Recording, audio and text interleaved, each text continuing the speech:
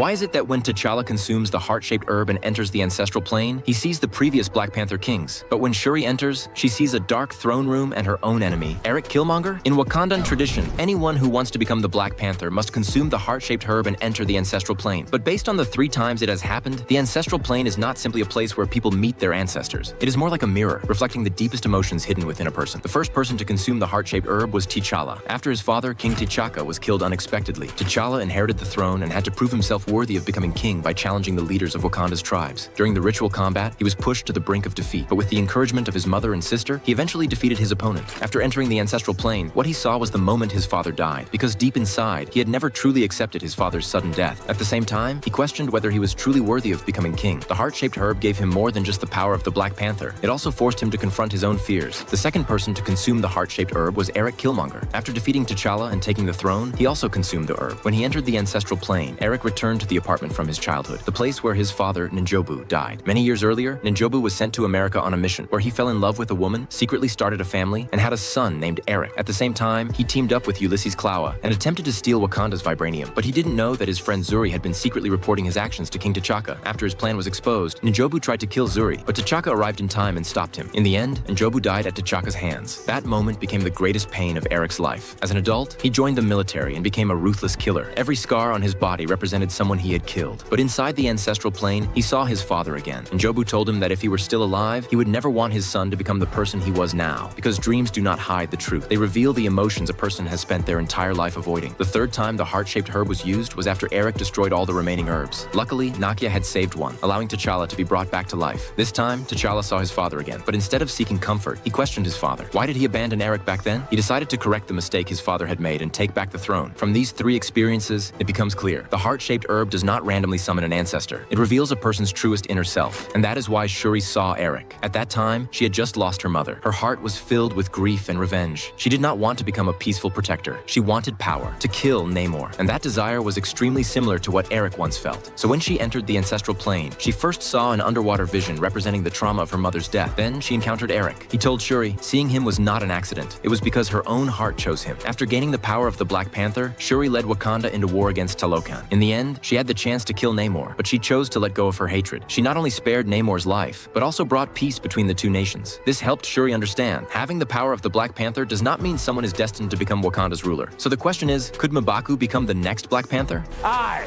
M'Baku, leader of the Jabari tribe, son of Wakanda, wish to challenge for the throne.